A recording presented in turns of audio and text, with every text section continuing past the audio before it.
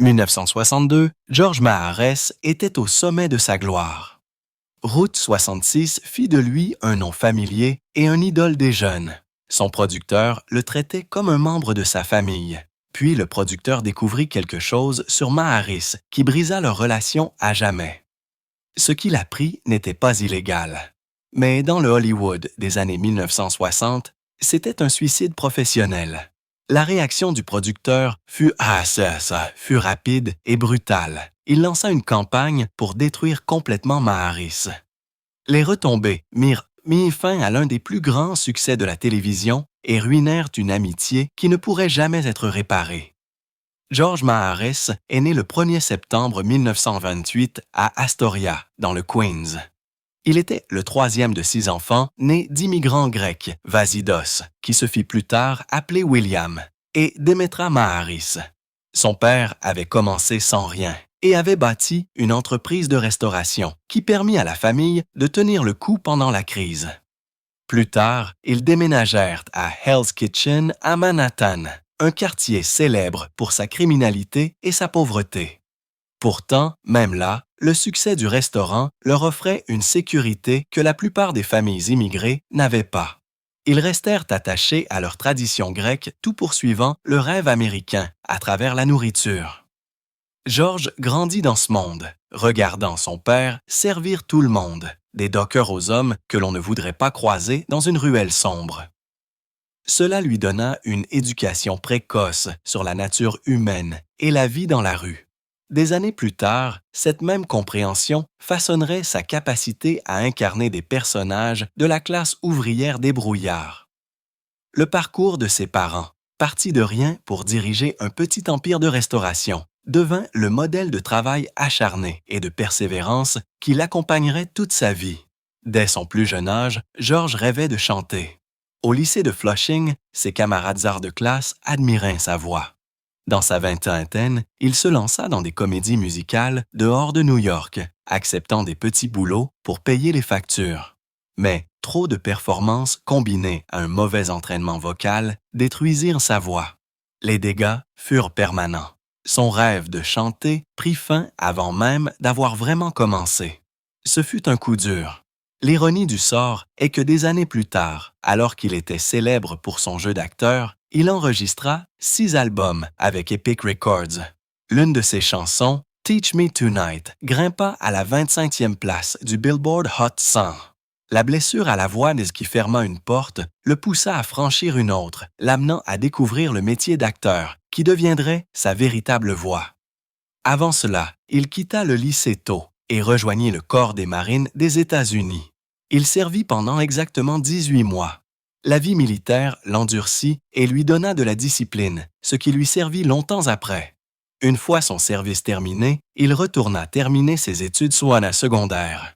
Il travailla dans la construction, dans des restaurants et dans d'autres emplois manuels, tout poursuivant son rêve de chanter. Ces années lui ont permis d'acquérir une expérience de première main avec le type de personne qu'il allait plus tard incarner de manière si convaincante à l'écran. Dans les années 1950, il se forma au Neighborhood Playhouse avec Sanford Meisner et à l'Actors Studio avec Lee Strasberg.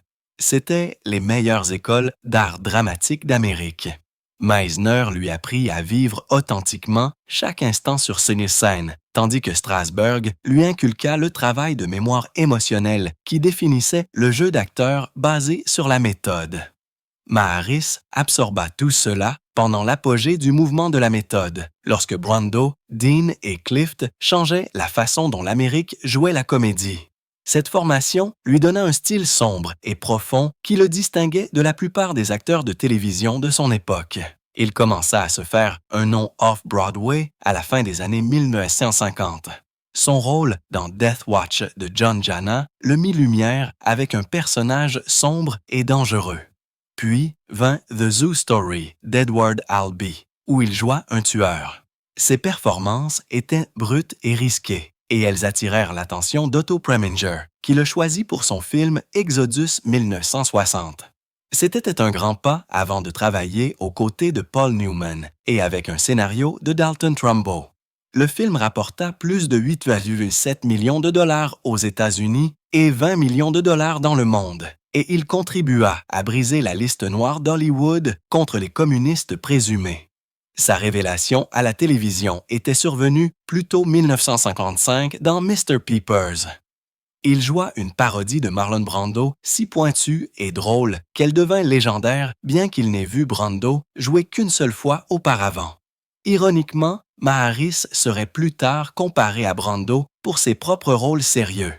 1959, il apparut dans un épisode de Naked City intitulé Four Sweet Corners, où il joua un jeune vétéran revenant du Japon. Le thème de l'épisode, la déambulation incessante, inspira la création de Route 66. Les producteurs avaient déjà décidé que Maharis serait l'un des acteurs principaux. Route 66 l'associa à Martin Milner et leur chimie était inoubliable. Maharis était le rebelle dur à cuire, Milner, le chercheur propre sur lui. Ils étaient si différents dans la vraie vie que cela rendait le jeu d'acteur aisé. Lorsque Glenn Corbett remplaça Maharis plus tard, l'équilibre disparut et le public le sentit immédiatement. La série elle-même innova filmant entièrement sur place. Au cours de 4 saisons, ils tournèrent dans 25 États et même à Toronto, écrivant des scénarios pour chaque lieu après avoir fait du repérage. Ils filmèrent sur des plateformes pétrolières, dans des camps de bûcherons, sur des circuits automobiles, même au barrage de Glen Canyon pendant sa construction. Le nom Route 66 était presque trompeur. L'autoroute elle-même était à peine mise avant, mais la série capturait l'Amérique telle qu'elle était, alors avec ses différents accents, emplois et culture locale. Georges Mahares arriva avec le poids de la lutte de la classe ouvrière dans sa voix et dans sa démarche. Chaque regard, chaque pose provenait des leçons de jeu d'acteur basées sur la méthode qu'il avait absorbée à l'Actors Studio avec Lee Strasberg. Cela le rendait réel. Cela le rendait dangereux. Et 1962, cela fit de lui un nominé aux Emmy Awards pour le meilleur acteur principal. Il avait le look, il avait le cran et il avait une Corvette. Cette voiture n'était pas qu'une simple voiture. Dans Route 66, elle devint la machine à rêve de l'Amérique. Chevrolet se assura offrant à la série une nouvelle Corvette chaque année. La première était un modèle de 1960 dans le pilote tourné, février 1960. Puis vinrent les modèles de 1961 et 1962, jusqu'à ce que la 3e saison dévoile la toute nouvelle Stingray décapotable de 1963, beige fauve. L'Amérique la voyait à la télévision chaque semaine et voulait une dans son allée. Maharis réussit même à convaincre Chevrolet de lui donner sa propre Corvette, prétendant qu'il avait une Ford Thunderbird qui apparaîtrait à l'écran. La célébrité ouvrit d'autres portes. Entre 1962 et 1966, Maharis enregistra des dizaines de singles avec Epic Records. Son premier album, George Maharis Sings, resta 29 semaines au classement Billboard, atteignant la 10e place. Son plus grand succès, Teach Me Tonight, atteignit la 25e place du Hot 100 et y resta pendant 11 semaines. Il grimpa à la 8e place du classement Easy Listening. Il enchaîna avec Love Me As I Love You, qui atteignit la 17e place septembre. 1963, il chanta Side by Side avec Judy Garland dans son émission. Epic sortit même des singles avec sa photo sur la pochette. Sa dernière sortie eut lieu 1966, un adieu à sa brève mais notable carrière musicale. Mais 1962 apporta quelque chose de bien pire que la célébrité, l'hépatite. À la moitié de la saison 3, Mahares fut hospitalisé pendant 1 mois. Le programme de Route 66 était épuisant, 12 à 15 heures par jour, toujours sur place, sans filet de sécurité studio.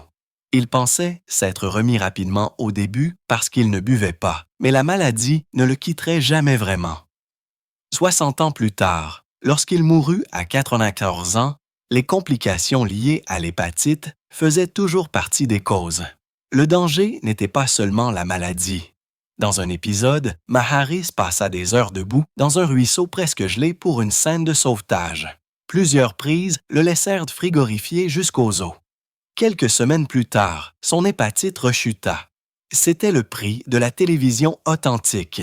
Des équipes de 50 ou 60 personnes travaillaient sous la pluie, la neige, la chaleur, peu importe ce que la nature leur offrait. Les saisons duraient de 22 à 30 épisodes, soit plus du double de ce que la plupart des séries font aujourd'hui. C'était une corvée qui brisait les gens. Les médecins l'avaient averti. L'un d'eux lui dit carrément « Partez maintenant ». Nazo maso, vous mourrez ou votre foi sera ruinée à jamais. Ils le dirent maintes personnes et par écrit. Les producteurs l'ignorèrent. Ils voulaient qu'il revienne sur le plateau, malade ou non. Maharis résuma cela avec une sombre vérité. Même si vous avez 4 millions à la banque, vous ne pouvez pas acheter un autre foie. Pourtant, il continuait à le pousser et il continuait à décliner. Pendant sa convalescence, la série essaya de survivre sans lui. Martin Milner assura des épisodes solo, réécrivant les scénarios pour faire voyager Todd Stiles seul. C'était une solution temporaire, mais l'absence de Buzz Murdoch était impossible à cacher. Lorsque Maharis revint au printemps 1962, il espérait terminer son contrat. Le programme l'écrasa à nouveau. La rechute qui suivit mit fin à tout. Les producteurs l'accusèrent de simuler une maladie pour courir après des rôles au cinéma. Ils l'empêchèrent même d'apparaître au Ed Sullivan Show, juin 1963. Maharis répliqua, disant que Hollywood ne pouvait plus traiter les acteurs comme de la viande. Il gagna légalement, prouvant que son contrat était nul. À ce moment-là, la magie avait disparu. Glenn Corbett le remplaça, mais la série traîna jusqu'à sa fin, mars 1964. 1962, Herbert B. Leonard pensait avoir créé la star de télévision parfaite. George Maharis était jeune, beau et exactement le genre d'homme que les femmes regardaient à la télévision. Leonard l'avait choisi pour Route 66 non seulement pour son jeu d'acteur, mais aussi pour l'image, un séducteur sombre et romantique pour équilibrer le charme propre sur lui de Martin Milner. Le marketing de la série tournait autour de cette image. Affiches, articles de magazines, même les intrigues étaient conçus pour rendre Maharis irrésistible aux yeux des téléspectatrices. Puis, Leonard apprit quelque chose qui, pour lui, changea tout. Maharis était gay. Dans l'esprit de Leonard, ce n'était pas qu'une simple nouvelle personnelle, c'était une trahison. Il sentait que les fondations de sa série avaient été bâties sur un mensonge, que Maharis avait accepté un rôle conçu pour vendre un fantasme hétérosexuel tout vivant une vérité différente. À partir de ce moment, la confiance entre eux disparut. Chaque conversation était empreinte de tension, chaque décision était teintée de suspicion. L'équipe de production se démène pour éloigner la vie privée de Maharis de la presse. Dans les années 1960, être démasqué pouvait mettre fin à une carrière du jour au lendemain. Ils le surveillaient constamment, craignant qu'un faux pas n'atteigne les tabloïds. Leur crainte n'était pas infondée. Des années plus tard, Maharis serait arrêté 1967 et de nouveau 1974 pour des accusations telles que conduite obscène et perversion sexuelle dans des lieux publics. 1967, c'était à Hollywood avec un compagnon masculin.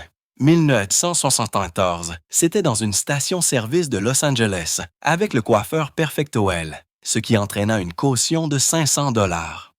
À cette époque, ces arrestations étaient des tueuses de carrière, et les producteurs vivaient dans la crainte d'une telle exposition. La méfiance de Leonard grandit lorsque Maharis tomba malade pendant le tournage. Il avait contracté une hépatite à cause d'une aiguille contaminée, mais Leonard n'y croyait pas. Il était convaincu que c'était une excuse pour se soustraire à son contrat ou pour exiger plus d'argent. L'écrivain-producteur Sterling Siliphant et le co-vedette Martin Milner se rangèrent du côté de Leonard, et dans une époque moins hostile. Peut-être aurait-il pu arranger les choses, mais pas dans ce climat. 1963, Maharis quitta la série pour de bon, et sa célébrité à la télévision prit fin avec ce choix. La peur n'était pas seulement personnelle, elle était systémique. 1960, des lois anti-sodomie existaient dans les 50 États. Le décret 5450 du président Eisenhower avait déjà conduit à la perte d'emploi de 5000 employés fédéraux parce qu'ils étaient gays. Hollywood n'était pas très différent. La Lavender Scare avait clairement indiqué qu'une seule accusation pouvait tout ruiner. Pour les acteurs gays, chaque jour était un pari. Leonard ne laissa pas simplement Maharis partir. Il le poursuivit. Sa société, Lancer Productions, déposa une plainte pour empêcher Maharis de travailler où que ce soit dans l'industrie du divertissement tant qu'il était sous contrat. L'affaire entraîna Cybes, Screen Gems, des avocats, des agents, des comptables, tous alignés contre lui. Il ne s'agissait pas de dommages et intérêts. Il s'agissait de s'assurer que Maharis ne travaille plus jamais. Le 16 juin 1963, Maharis devait chanter au Ed Sullivan Show. Pour la plupart des acteurs, c'était une scène de rêve. Des millions de téléspectateurs, une chance de relancer une carrière. Quelques heures avant l'émission, l'équipe de Leonard obtint une injonction du tribunal pour bloquer l'apparition. Ils affirmèrent que Maharis était toujours sous contrat et simulait sa maladie. L'annulation fit la une des journaux et humilia Maharis publiquement. Cela envoya un avertissement à tous ceux qui pourraient l'embaucher. Faites-le et vous pourriez aussi avoir des ennuis juridiques. Les producteurs ne s'arrêtèrent pas là. Ils allèrent à la presse, le qualifiant de non professionnel et l'accusant de ne se soucier que des rôles au cinéma. Ils rejetèrent sa maladie comme étant fausse, le dépeignant comme un homme sans respect pour sa co-vedette ou l'équipe. C'était un assassinat de personnage calculé pour le rendre toxique à Hollywood. Maharis ne resta pas silencieux. Il riposta, dénonçant le vieux système hollywoodien qui traitait les acteurs comme des propriétés. Il n'y a plus de vieille Hollywood où une entreprise peut acheter des stars de cinéma comme des morceaux de viande, dit-il. Il défendit sa maladie avec des dossiers médicaux et rappela à tous ses années de dévouement à la série, mais défiait des producteurs puissants à un prix. Lorsque le tribunal finit par statuer sa faveur, annulant le contrat, il était déjà trop tard. Sa première apparition à la télévision après sa victoire eut lieu le 2 juillet 1963. Mais l'industrie était passée à autre chose. Les dégâts étaient vaides. Même les producteurs, après avoir perdu, essayèrent de se réconcilier. Mais à ce moment-là, Route 66 n'était plus que l'ombre d'elle-même. Glenn Corbett, le remplaçant de Maharis, ne pouvait pas recréer la chimie. Et la série fut annulée mars 1964. Fin de compte, les deux camps perdirent. Maharis avait sa liberté, mais pas sa carrière. Leonard avait sa série, mais sans son étincelle. George Maharis quitta la télévision déterminé à devenir une star de cinéma. Mais au lieu de la gloire, il enchaîna les échecs. De 1964 à 1969, il joua dans 5 grands films, et chacun d'eux fut un flop. Son premier fut Quick Before It Melts, 1964. Ce fut un échec. Puis vint Sylvia, 1965, un mélodrame qui ne trouva pas son public.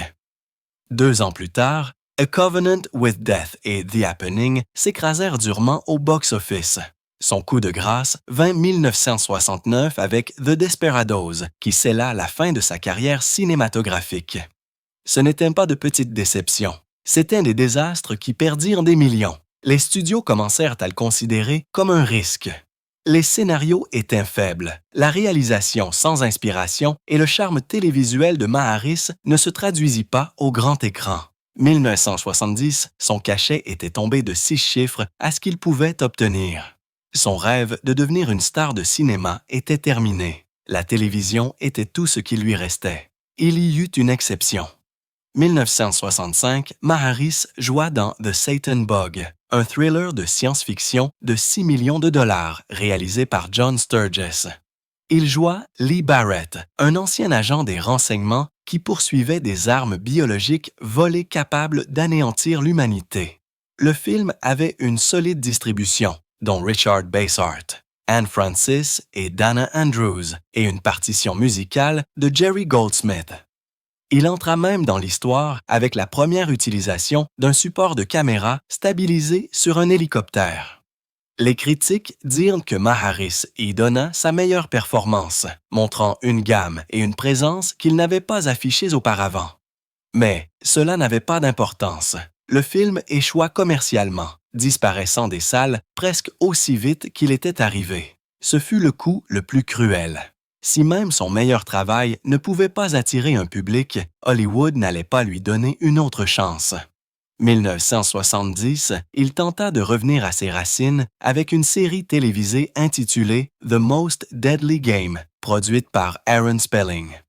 La série mettait sur scène Maharis dans le rôle du criminologue Jonathan Croft, résolvant des meurtres inhabituels avec Ralph Bellamy et Iet Mimou.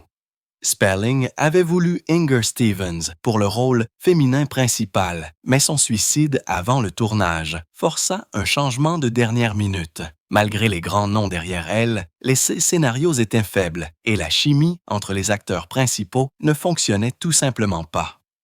Elle fut diffusée pour la première fois le 10 octobre 1970. Mais ABC débrancha le 16 janvier 1971, après seulement 12 épisodes. Cette courte diffusion montra que même la télévision, l'endroit où Maharis avait autrefois prospéré, ne pouvait plus le sauver. Le coup de grâce ne vint pas du box-office, mais de la liste noire tacite d'Hollywood. Pendant Route 66, le producteur Herbert B. Leonard avait travaillé dur pour cacher la vie privée de Maharis à la presse. Mais 1967, Maharis fut arrêté pour conduite obscène. Une autre arrestation eut lieu 1973 pour perversion sexuelle. À une époque où être ouvertement gay pouvait tuer une carrière, c'était la fin. Les producteurs se sentirent trahis. Les directeurs de casting cessèrent d'appeler.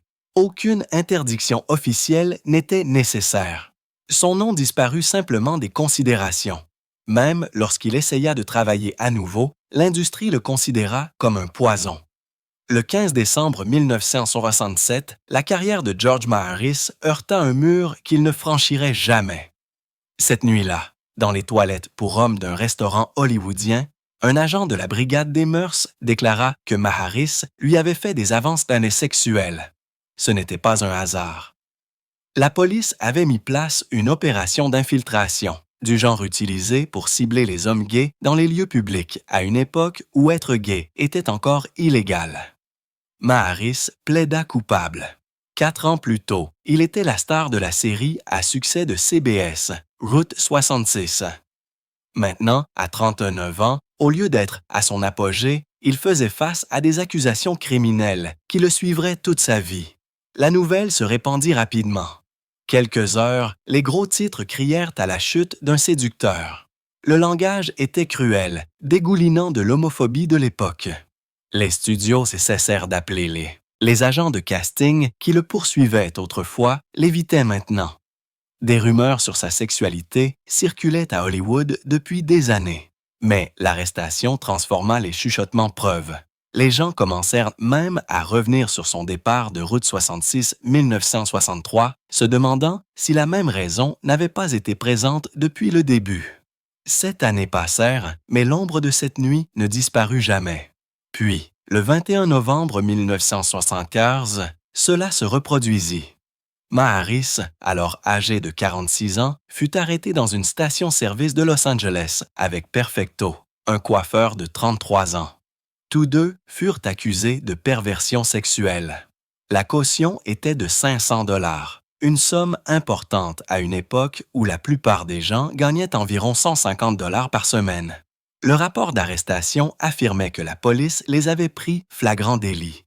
Le lieu et le moment rendirent la situation encore pire. Des toilettes de station-service plein jour un jeudi après-midi. Les tabloïds ne purent résister. C'était juste 1 an après que Maharis ait posé nu pour Playgirl, devenant ainsi le 2e acteur à le faire. Le scandale semblait supplier d'être à la une. La couverture médiatique fut brutale. Les journaux parlèrent du clou final dans son cercueil professionnel. Décembre, le magazine Gay Scene imprima tous les détails, avec des photos à l'appui. L'histoire se répandit à Hollywood quelques jours. Dans les années 1970, les scandales comme celui-ci ne s'estompaient pas. Ils restaient permanents et publics. La réponse d'Hollywood fut rapide. MGM, Paramount, Warner Brothers, tous fermèrent leurs portes. Les agents de casting le rejetèrent. Il passa de chèques de paie à 6 chiffres à tout travail qu'il pouvait trouver. Même sa carrière musicale avec 6 albums chez Epic Records prit fin discrètement. Il déclara plus tard que c'était comme devenir invisible du jour au lendemain. Le centre-page de Playgirl, juillet 1973, avait déjà suscité la controverse. Le magazine était tout nouveau, à peine un mois, et voulait un grand nom pour lui donner de la crédibilité. La nudité masculine dans les médias grand public était rare, et Maharis se lança à fond. Il pensait que cela pourrait tuer les rumeurs sur sa vie personnelle. Au lieu de cela, cela donna au public plus de matière à discussion. Quand Hollywood cessa de lui offrir des rôles principaux, Maharis se tourna vers les boîtes de nuit de Las Vegas et les théâtres d'été. Ce fut un changement difficile. C'était les scènes pour les stars déclin et les jeunes espoirs, pas pour les idoles des jeunes prime time. Il se produisit pour les touristes, peignit entre les concerts et accepta tout travail qui le maintenait contact avec l'industrie. 1976, il décrocha un rôle de soutien dans Rich Man, Poor Man d'ABC, l'une des premières pièces mini-séries à gros budget de la télévision. Ce fut un succès, remportant 4 Emmy et attirant des audiences massives. Mais son rôle était petit. La série était construite autour de nouveaux visages comme Peter Strauss et Nick Noll, avec des stars déclin comme Maharis qui remplissaient les marges. Au début des années 1980, son travail cinématographique comprenait The Sword and the Sorcerer, un film fantastique à petit budget que les critiques démolirent mais que le public adora. Il devint le film indépendant le plus rentable de 1982. Pourtant, son rôle était mineur. Néanmoins, cela montrait qu'il était prêt à travailler dans n'importe quoi pour rester à l'écran. Des apparitions tant qu'invité dans Fantasy Island, Murder, She Wrote et d'autres séries le firent vivre à la fin des années 70 et 80. Ces apparitions étaient régulières mais sans inspiration. C'était le genre de travail que la télévision réservait aux acteurs dont les jours de gloire étaient derrière eux. Son dernier rôle crédité fut dans le film d'horreur Doppelganger de 1993. Après cela, George Maharis se retira discrètement du métier d'acteur, laissant derrière lui une carrière qui avait autrefois brillé de mille feux, mais qui fut finalement détruite par une époque et un monde qui ne lui pardonnerait pas. Au début des années 1990, George Maharis fit quelque chose que peu d'acteurs osent faire. Il quitta complètement Hollywood. 1993, à 65 ans, il avait pris sa retraite d'acteur après son dernier rôle dans le thriller d'horreur Doppelganger. Il partageait son temps entre Beverly Hills et New York City. Mais il ne courait plus après les scénarios de films. Au lieu de cela, il se consacra à la peinture à l'huile impressionniste. Ce n'était pas un intérêt passager ou une façon de passer le temps à la retraite. Il s'y lança, avec la même concentration et la même énergie qui avait autrefois fait de lui une star de la télévision. Son travail fut exposé à l'Elizabeth Collection à Rochester, New York, ce qui lui valut une reconnaissance dans le monde de l'art. 2007, interrogé sur sa vie, il déclara qu'il peignait toujours, qu'il supervisait toujours ses investissements, qu'il vivait toujours dans le monde tranquille qu'il s'était construit, loin des plateaux de cinéma et des studios de télévision. Des décennies plus tard, son nom fit surface d'une manière inattendue. 2019. Quentin Tarantino mentionna George Maharis dans une interview à propos de Once Upon a Time in Hollywood. Tarantino ne se contenta pas de lâcher le nom par nostalgie. Il regroupa Maharis aux côtés d'acteurs comme Ty Harden, Vince Edwards, Ed Burns, Fabian, Tab Hunter, George Peppard et George Chakiras comme des icônes d'une certaine époque hollywoodienne. C'étaient les acteurs principaux des années 1960, des hommes dont le style et la présence définissaient l'idée du glamour d'une génération. À cette époque, Maharis avait 91 ans et était à la retraite depuis plus de 25 ans. L'hommage était une forme rare de reconnaissance, le genre qui dit Votre impact a duré longtemps après la fin de votre carrière. Le film lui-même fut un succès, remportant 10 nominations aux Oscars et remportant 2, garantissant que le nom de Maharis atteigne un public plus jeune qui n'avait jamais vu Route 66 sur ses écrans de télévision. Le 24 mai 2023, à exactement 18h24, George Maharis est décédé à son domicile de Beverly Hills. Il avait 84 ans. Son ami et soignant de longue date, Mark Bahan, était à ses côtés. La cause était des complications liées à l'hépatite, la même maladie qui avait plané sur sa vie pendant plus de 60 ans. Bahan partagea la nouvelle sur Facebook, le décrivant comme une star de Route 66, un artiste de scène, un chanteur, un artiste et surtout un homme qui ferait n'importe quoi pour n'importe qui. Maharis n'avait plus de famille immédiate. Sa maison de Beverly Hills, où il avait passé ses dernières décennies à peindre, devint l'endroit où sa vie prit fin. Il y avait une cruelle symétrie dans sa dernière maladie. L'hépatite était la même maladie que les producteurs l'avaient accusé de simuler 1962.